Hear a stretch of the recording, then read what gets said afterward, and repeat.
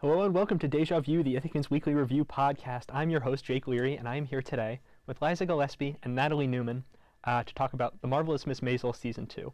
And this is like a culmination of sorts, because you guys were basically on the podcast before to train you for this, because you both harassed me into making this a segment, or making this a show like months ago, and then I watched the show and realized that was a good idea. Anyway, I want to dive right into this because I need to talk about this show, and it's eating me alive. So Liza is going to give us the quick recap, and we're going to go for it. Okay, so in Season 1, we met Miriam Midge Maisel, who was your average 1950s Jewish housewife who had like a perfect life, an apartment on the Upper West Side.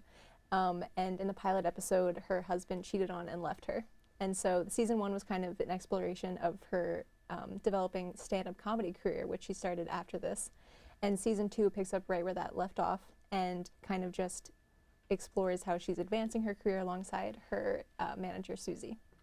All the while, everyone else in her life is having a midlife crisis. Everyone else in her life is having the same midlife crisis where they realize somebody in their life isn't who they thought they were, and then they change and go on a different career path, which happens with, I think, almost every character in this season of the show, because there's one arc this show can go through. And I happen to love it, but by the end, it's a little much. There's one arc the show can go through except for its main character, who doesn't go through an arc in this season.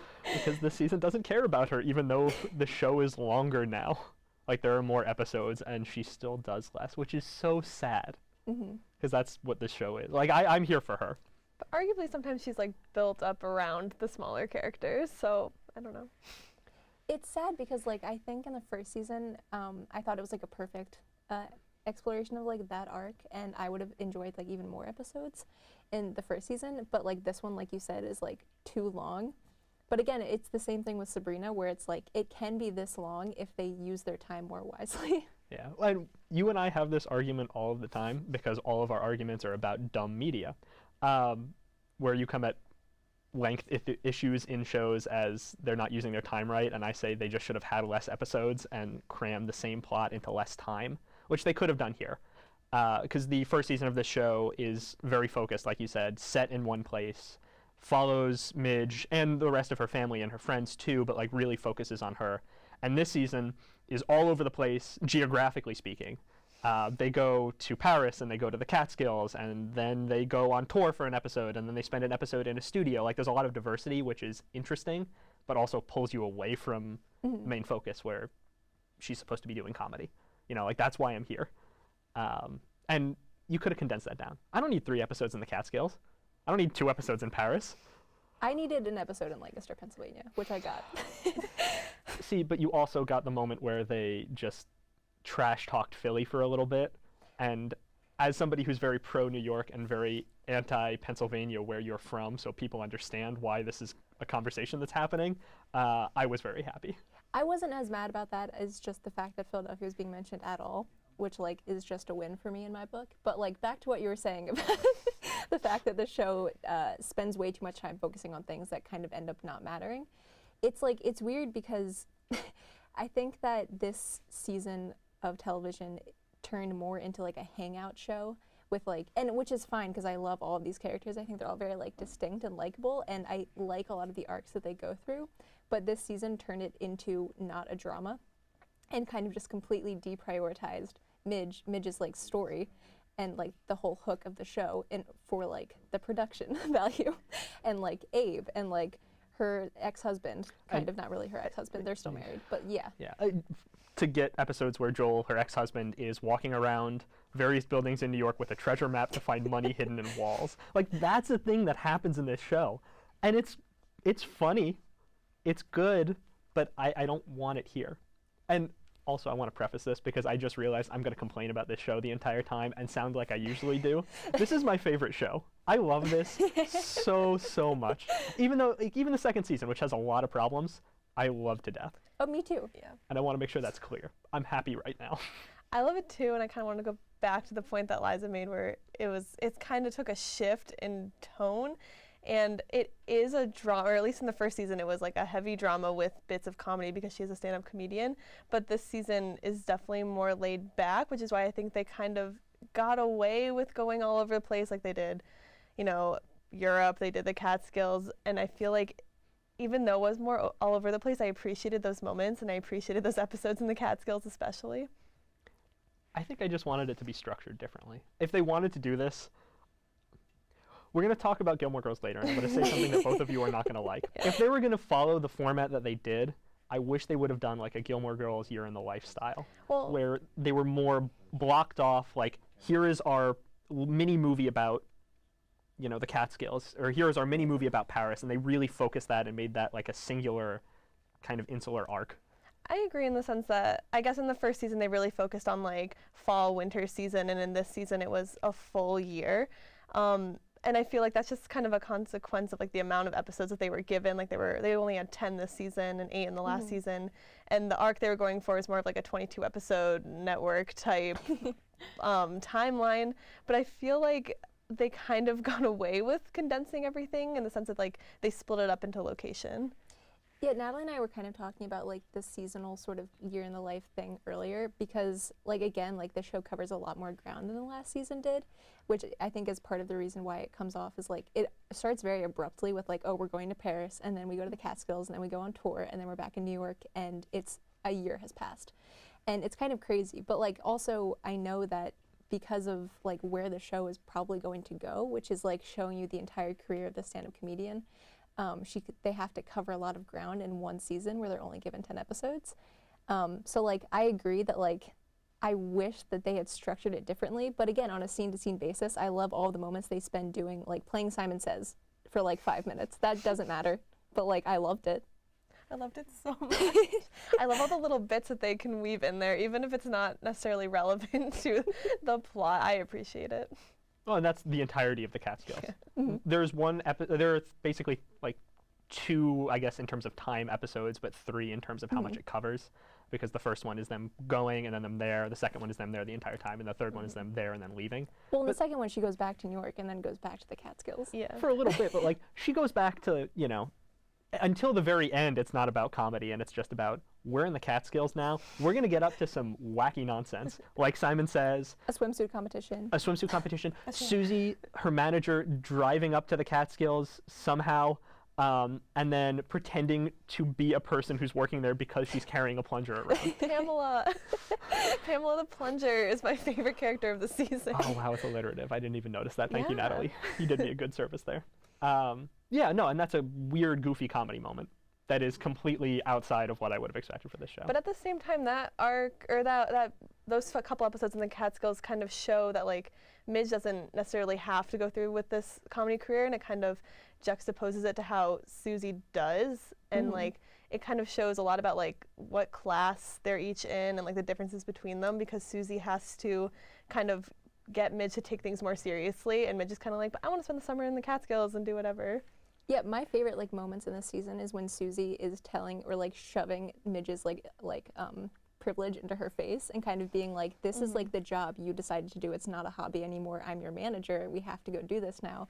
And if I were to say that Midge is doing anything in this season other than kind of like just being funny and hanging out, which again I enjoy, it's that she's being like upfronted with like her own privilege and having to make a choice about whether or not she wants to live in the world she had before or move into the comedy. Yeah, and that reflects itself in terms of money, and it also reflects itself in terms of, I guess, her bonds with people, because there's a real baffling episode where she runs into an artist. Well, I don't think I don't know if we determined if he's a real guy or not. I think he's supposed to be. I have no idea. Yeah, so she runs into an artist in a bar, and goes to his studio the next day.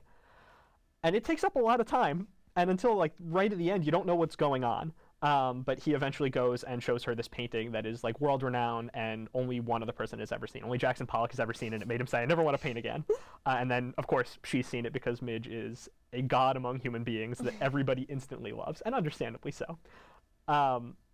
And he gives this whole long monologue about how he put everything he had into it, and he has nothing left for anyone else. You know, he doesn't have a family, he doesn't have really a home. Like, he put himself into his art, and as a consequence of that, he doesn't have a life. And then we get that reinforced in the last episode when Lenny Bruce sings a song, basically, I think it's titled All Alone, Yeah. about him being all alone, or his it's a comedy bit. His ex-wife being all alone and him being I rich. loved that. I do too. I loved it so much. I wish the episode had ended on that, but this season actually ends with Midge and her ex-husband getting back together, kind of.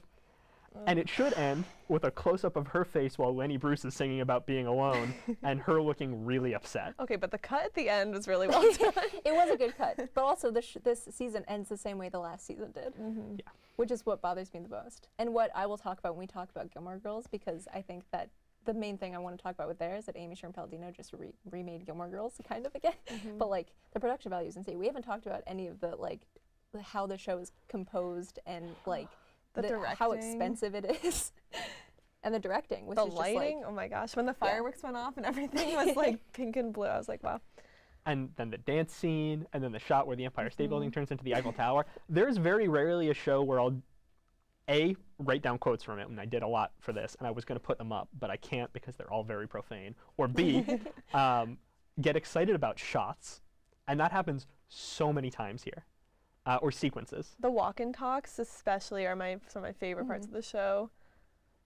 it's like it feels like very Wes Anderson to me, especially like in the Catskills when you have these huge like ensemble pieces that kind of feel like it could turn into a musical at any moment, and it kind of does at some points with like the dance numbers and the band, and even at the end. Like I feel like this season, much more than the last season, is just like bigger in every sense. And I feel like at some of the points, as we've kind of discussed, like that gets kind of prioritized over what's actually happening in the scenes. Even in like the Paris episode, like I think it was the first one, where she goes to Paris and she's doing a stand-up set in a French bar of some sort. A French... it's a drag bar. Yeah, a French drag bar. And like, it's, the whole bit is just supposed to be that this woman is like interpreting this for her. And it's kind of like, the cool thing about it is just like, the fact that she's in France and this is happening, but like what she's saying doesn't actually matter at that point. And I feel like that's kind of indicative of how I felt about the rest of the season. Where it was just a lot of pretty noise. To put it harshly. Yeah. Enjoyable pretty noise. Yes. Oh, again, we all like this a lot. And it's just because it exists in comparison to season 1, which is a perfect season of TV. So, yeah. Like, yeah. It's cut so tight. It is. It's beautiful. Best pilot I've ever seen. Best pilot that exists, I would argue. I would, yeah. And I'm really hesitant to say something is perfect, because nothing ever is, and like it technically isn't. But you know what we mean. It's above. It's like a leg above so many other shows, so many other really high-profile shows, which makes me kind of sad that it isn't something that a lot of people I know talk about more, besides you guys being the obvious exception to that, where you live Amy Sherman-Palladino. But a lot of other people I know don't. And it's a shame, too, because I know a lot of Jewish people who would get a real kick out of this. Sometimes that's how I pitch it to people. I'm like, you would like this. It's Jewish humor. It is. And it's Jewish. I'm very happy to have good Jewish humor not made by Woody Allen. Oh.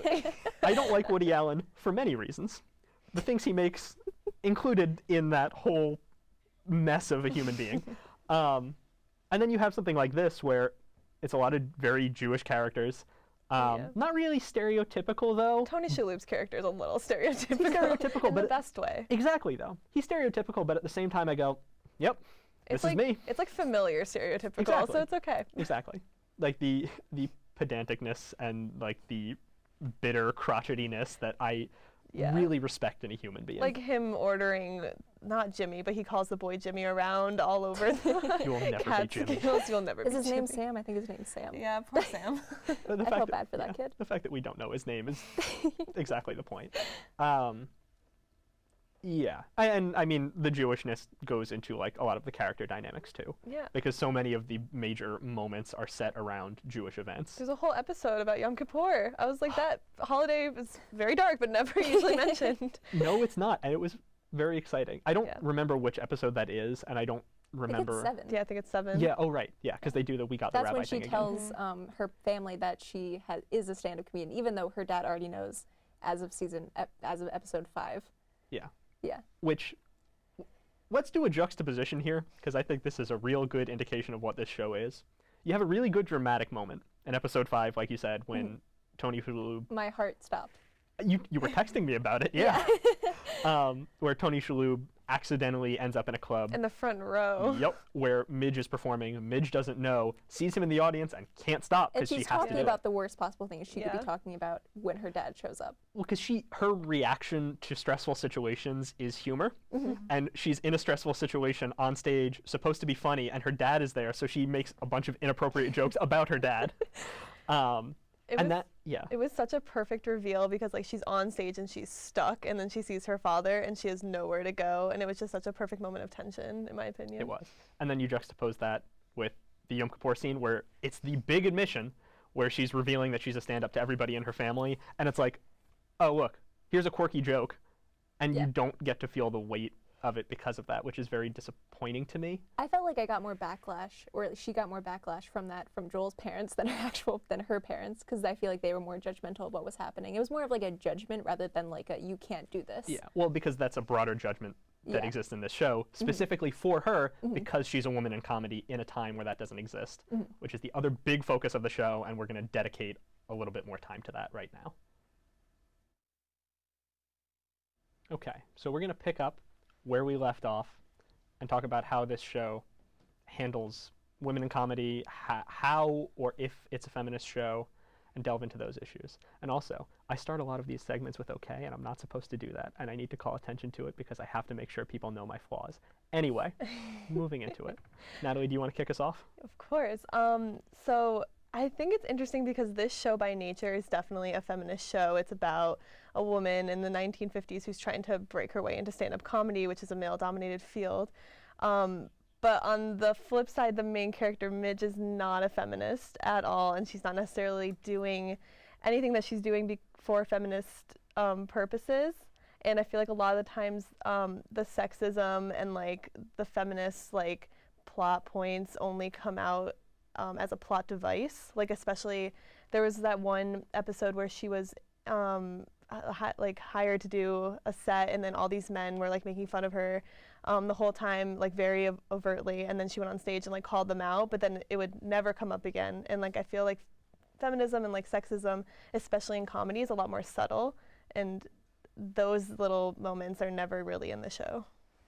Yeah, and like it comes like as a result of like the whole show's like idealization of the 1950s, because like obviously the way the show portrays it, it's like a beautiful time when people are singing in the street and pastel dresses are everywhere, and of course we're seeing this world through the eyes of like a very privileged woman. But like the understatement of a lot of those moments, like you just said, do kind of play very weird, because again, it is like a feminist show. She's clearly doing something like radical for her time, which is why she's getting so much pushback from her very traditional parents, but also she's very clearly not interested in that like I guess reasoning behind it. Like she doesn't necessarily, I don't think she's not doing this to be radical. She's not doing this to like prove something to Joel. She's just doing it because she's good at it, because she likes it. It's about what she is, not who she is. So the fact that she is a woman in comedy is the part of this show that's progressive, but who she is as a person and where her interests aren't that. Absolutely. Honestly, I think Susie's character faces a lot more sexism than Midge does a lot of the time, or at least a lot more subtle sexism. Like whenever she answers the phone, people think that she's a man just because she's supposed to be a manager, and she's a very low-pitched voice sometimes.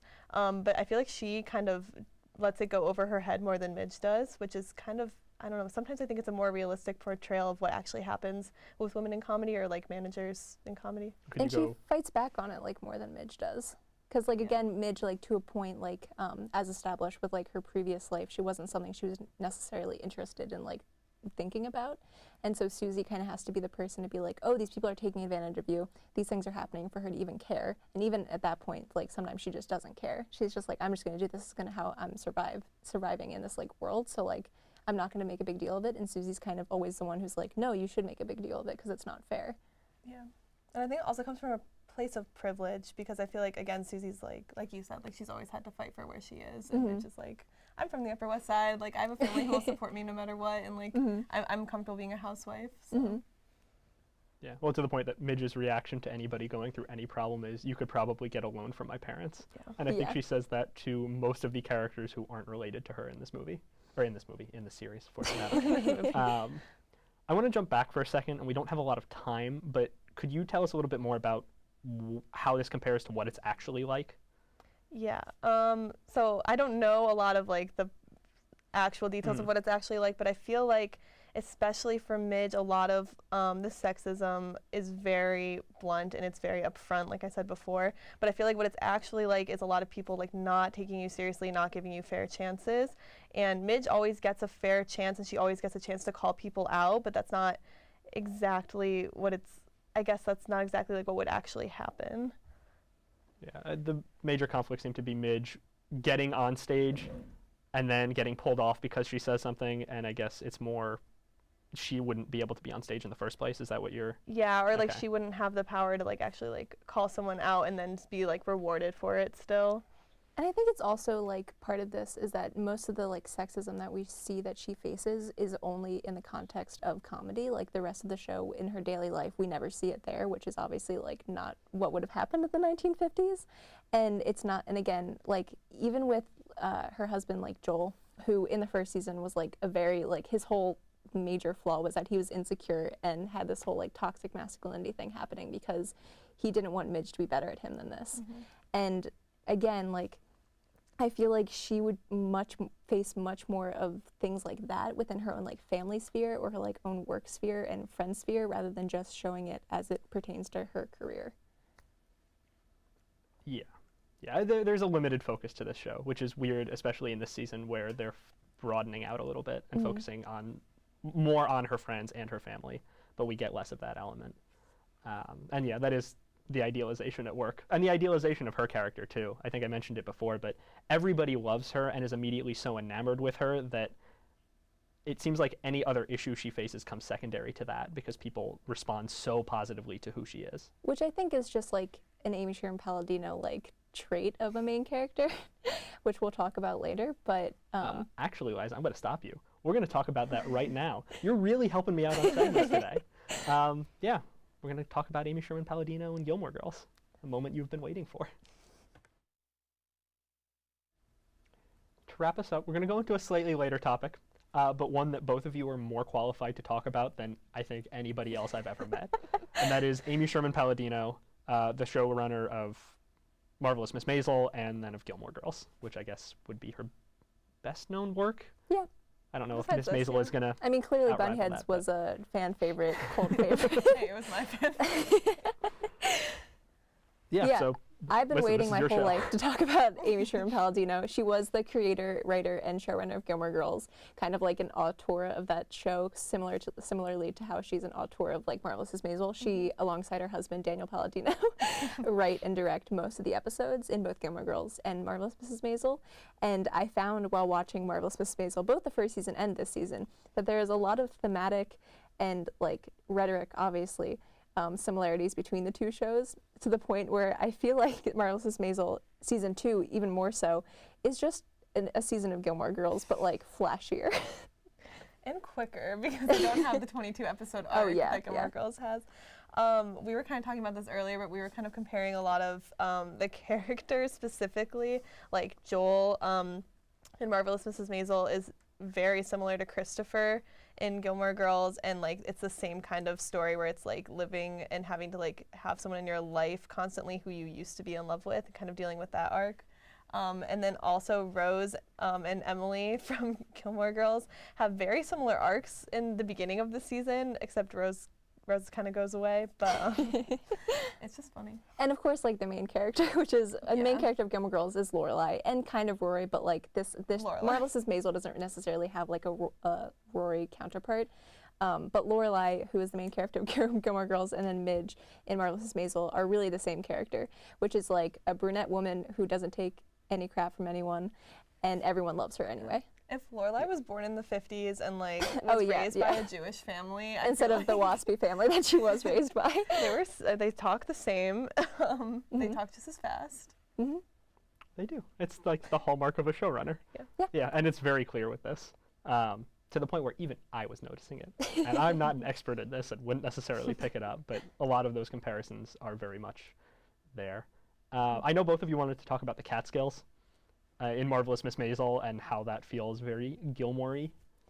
Yeah, it's like, it kind of goes back to what we were talking about structure and kind of how there's a lot of moments in Marvelous Maisel season 2 that don't necessarily have any real repercussions on the story, which is all Gilmore Girls is, and good. That's because like that's what makes Gilmore Girls. Like, it's amazing sequential like comedy where like, and Gilmore Girls was an hour-long dramedy technically, like this is. But Gilmore Girls was much more comedy based, so they could kind of do things like the Catskills and have a 5-minute segment dedicated to Simon Says that doesn't really matter, and it's fine. Like, they had like a whole episode in Gilmore Girls dedicated to an elementary school production of Fiddler on the Roof. And the Edgar Allan Poe Society came to yeah, visit. and like none of it matters. Just like how parts of Marvelous Maisel season 2 doesn't matter, like in the Catskills, where you have like.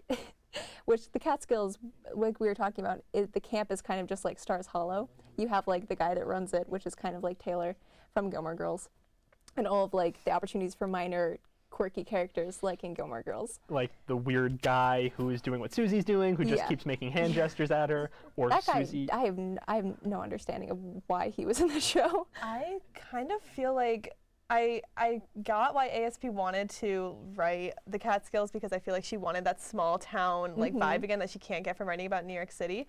But it kind of frustrated me because Maisel is definitely a very different show. Like, it's a drama first and a comedy second, even though it is about a comedian. Like, a lot of the stand-up comedy is more monologue-y than it is about the punchy jokes. So I think that's kind of where the tone of the second season maybe got a little bit lost. Yeah. Oh, yeah, for sure. I mean, you look at this show, anytime somebody's on a stand-up stage, they're just telling you something about them, except for Sophie Lennon, but that's the point, where she's telling you nothing about her, and that's why she's not a good comic. And that's why she's not happy, I guess, too. Yeah. Well, we didn't get a chance to talk about her, but she's like the famous My least favorite comedian. character in that show. Love Jane Lynch. Even though I love Jane Lynch, yeah. We're backtracking here. I like her a lot. I like what she represents. Yeah. The fact that the entire conflict, or the, I guess, broad conflict of this season that Susie and Midge are bumping up against is that Sophie Lennon is going to come after them because Midge said some bad things about Sophie, is completely meaningless. Because in episode 9, Susie, Jesus, too many S names, I'm losing it. Susie confronts her, and the end result of that is, you know what, Susie? You're mean, I like it, I want you to be my manager, none of this matters. And I want to go back to like kind of like the end of this season and how that relates back to Gilmore Girls, because the season ends with Midge going back to Joel, which is like her Christopher of Lorelai, and it basically just ends the way a Gilmore Girls season would, and which I think is the biggest like parallel between the two of them, where like again she, like Lorelai, who doesn't necessarily have an arc in all of Gilmore Girls, and again it's not really a drama, so I'm not mad about it, but in this case it is a drama, so she kind of needs an arc. Yeah, because it ends the same way as a Gilmore Girls season would, but without the same amount of build-up and without the same like nuanced little moments that would get you there. So it feels very abrupt and it feels a little forced. It does, yeah. It feels like we're just going back to the beginning of the season again, which we've said before. Yeah. And I guess that's kind of the overall problem with the show. I know both of you would like to talk about this for years, and I'm sorry you won't get to. If we ever do the 3rd season of Marvelous Miss Maisel, and we're all here for it, we can do it then. We'll just talk about Gilmore Girls the entire time. With that said, thank you both for coming on. I'm glad we finally got to do this. Where can people reach you if they want to? You can follow me on Twitter at Liza_Gillespie if you want to. And you can follow me on Twitter at Natalie_new_. You can follow me on Twitter at JD_Leary. And also, I'm plugging things for you. They can read your review of Marvelous Miss Maisel in the Ithacan, in the paper that this show is a part of. Or, if you like me more, you can read my review of Marvelous Miss Maisel on Ground Punch. And you can only read one because this is a competition, and then you get to tell us which one of us is the better person in this relationship. And that's really all I'm here for. Oh, you don't look happy at me. I'm okay with that. We're going to end the show there. Thank you both. We have one more episode left in, I guess, this little season. So please, come by. I'll probably wear a Spider-Man mask. Ooh.